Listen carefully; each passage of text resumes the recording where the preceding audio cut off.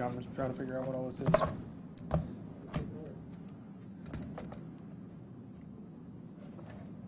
All right, let me know when you guys are ready. Hey, I'm Will. I haven't met you yet. Hey, Calvin. How are you? Good to meet you. Hey, Jack. Glad to see you here. Let me know when you're ready. You guys good? Okay. We're holding this press conference in reference to the murder that occurred on January 5th at 110 3rd Street in Judson. The Greenville County Sheriff's Office responded around midnight to a gunshot victim. Once deputies got to the scene, they identified an adult male, Jeremy Gray, who was laying in the street. He had suffered at least one gunshot wound and was pronounced deceased at the scene. About 50 minutes later, deputies located Mr. Gray's 2008 Chevrolet Impala, which wasn't far from the scene, about a block away, which deputies immediately noticed was registered to the victim. They spotted two black males standing next to the vehicle. At the time when they got out to approach the two black males, they fled on foot. Within minutes, one of the suspects was captured. That gentleman was identified as Calvin Lee Thompson Jr., 18 years of age. The other one got away at the time. Calvin Lee was arrested at that particular moment for unlawful carrying of a pistol and resisting arrest. And the search for the other suspect was on at that particular point. Investigators from the Sheriff's Office responded to the scene and were able to conduct an investigation, at which point they found out that Mr. Gray had gotten home around midnight on the 5th. As he was exiting his vehicle, he was approached by two black males, one of which was identified as Calvin Lee Thompson Jr. Mr. Thompson was, and the other male, who is a juvenile, 15 years of age, who was actually the shooter, were both on scene. They pulled him from his vehicle and they shot Mr. Gray at least one time. They stole the vehicles. They stole the victim's vehicle, left it abandoned in a parking lot, like I said, about a block away. And the investigators have been working extensively to try to identify the other suspect in this case. As of last night, the 15-year-old suspect, again, who is a juvenile who will remain unidentified, turned himself in after finding out that he had been implicated in the actual shooting itself. It goes without stating that we could not have done this without help from the community. The community has been a huge help to us and the victim's family. Please keep them in your prayers. They need your prayers, as well as the suspects who are involved in this. Keep their families in your prayers as well. Murders, you know, it's a tragedy. It's a detriment to not only society, but it's you know, it takes away and tears away the families of those who are involved from both sides. So please keep them all in your prayers. At this point, I'll take a couple of questions if you guys have them. Sir. The 15-year-old confessed to the shooting. Did he confess, or did he just turn himself in? He turned himself in upon finding out that he was implicated. And let me be clear about this as well. Both of these people, both of these suspects that are identified in this case, both have gang ties. Both are confessed to having affiliations with gangs. Whether they're current or not, we don't know, but they have both admitted to being a part of, at one point, a gang.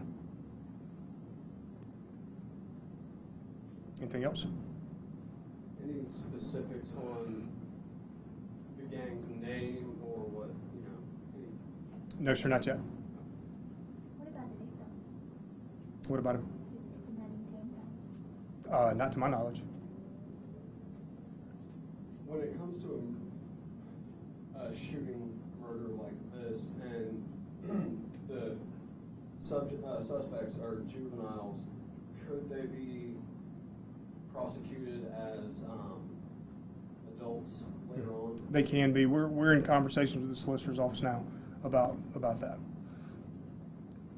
Sheriff, what's your reaction to two teenagers, 15-year-old, being involved with a murder?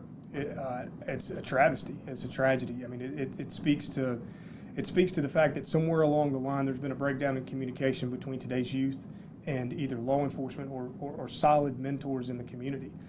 We absolutely have a responsibility, not just as law enforcement, but we as a community have a responsibility to help in raising up the children of all communities. And somewhere along the line, we failed these two men. I don't know where, I don't know how, because I don't know them personally, but it's a testament to the fact that somewhere along the line, we failed somewhere as a society to address this youth and violence that's somehow become intertwined. 15 years old, I've got a daughter that's 15 years old. I mean,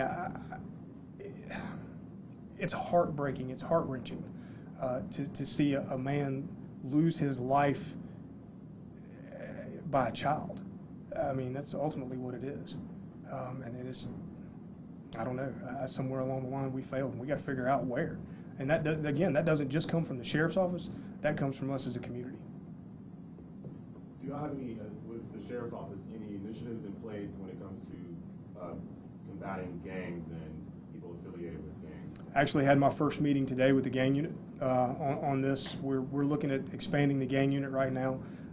From a technology perspective, there's so much information involving gangs in Greenville County right now. Somewhere, again, along the line, we failed to draw all that information in and streamline it. So right now, from a technology side, we're working on streamlining the information that we currently have. We're bringing someone into the sheriff's office to work specifically on gangs in Greenville County alone, not just in the upstate as a broad spectrum, but just specifically Greenville County, because again, somewhere along the line, we've neglected to take care of our own backyard, and that's what we're doing now. So we're working on the initiatives to take care of that. Again, had my first meeting today about 1 o'clock roughly with some folks about that. And I've got two questions for you. One, I know in Georgia that they have, if you're a known gang member, automatically makes it a felony. If you, or ups the charges or something like that. Do we have laws like that in South Carolina? And then also,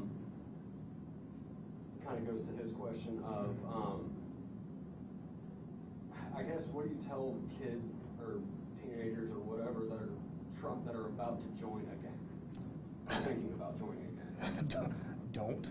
I mean, it's, ritualistically, when it comes to these gangs, I mean, there's an amount of violence that comes with actually being involved with a gang traditionally.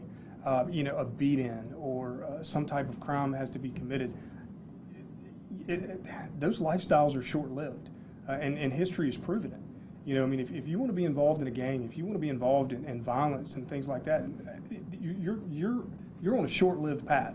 Whether it's one that would draw you down a line where in your community you may try to commit an act of violence on someone, and you in turn are they defend themselves and you're killed as a gang member, or it leads you to a life of prison.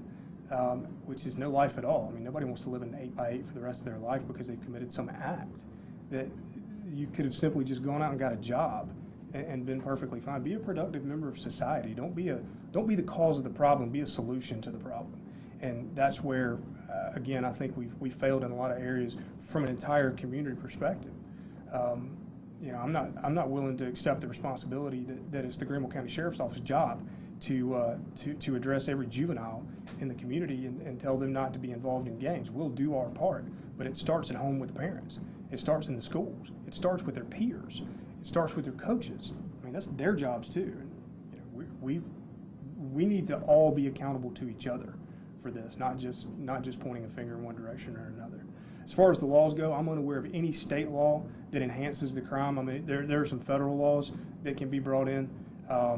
Depending on whether or not they meet the criteria of the federal threshold, but I'm not aware of any state laws.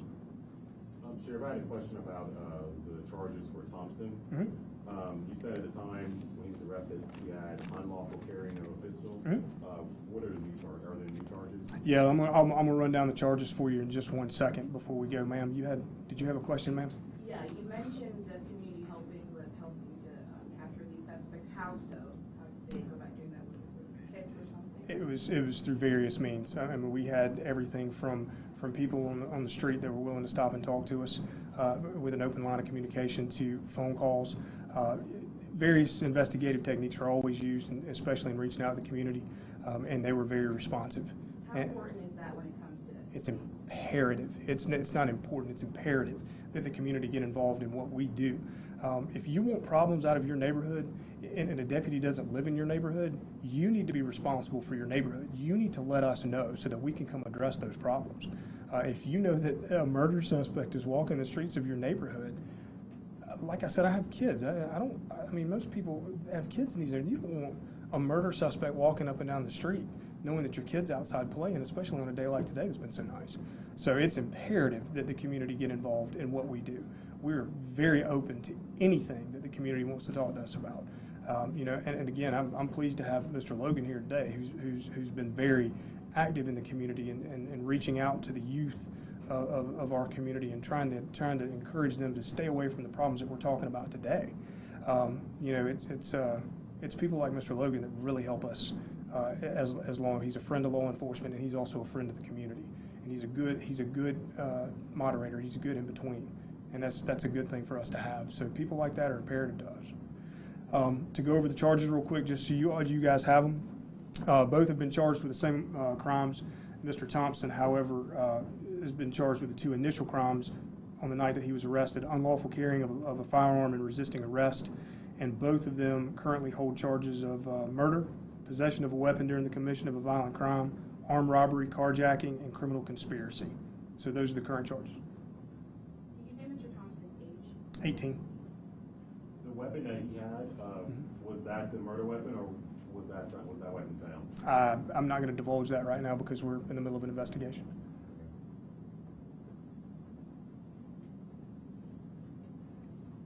I have one other question too. Yeah. With the Judson community, there was a shooting in December, mid-December as well. Okay.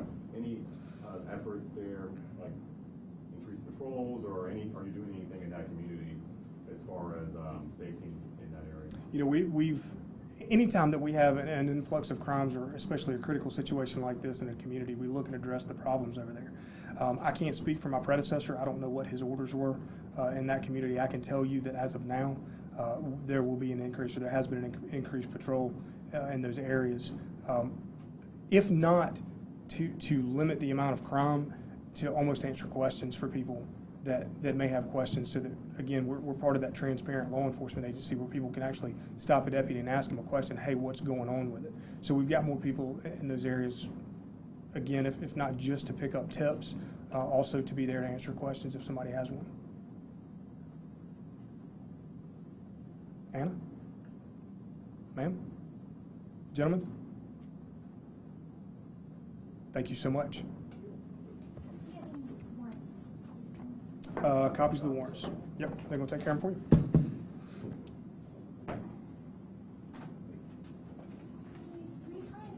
It's good to see you. I was waiting. Thanks for the questions, Jim. It's good to meet you. Nice meeting you. Ma'am, it's a pleasure. Yeah, absolutely. Look forward to it. See you next one. Yes, sir. Take care, sir. Sure. Thank you so much. I think we got something on the calendar coming up soon. I look forward to it. Thanks so much. I don't know if anybody's getting on it. Just those that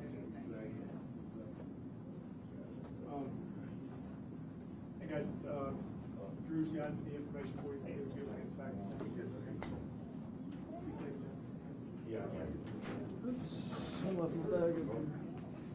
And this is the other kid. Oh, okay. But it doesn't have his charges? Yes. These are the 5 charges for program. Oh, okay. So these are the warrants for him. All right. But the 15-year-old was charged with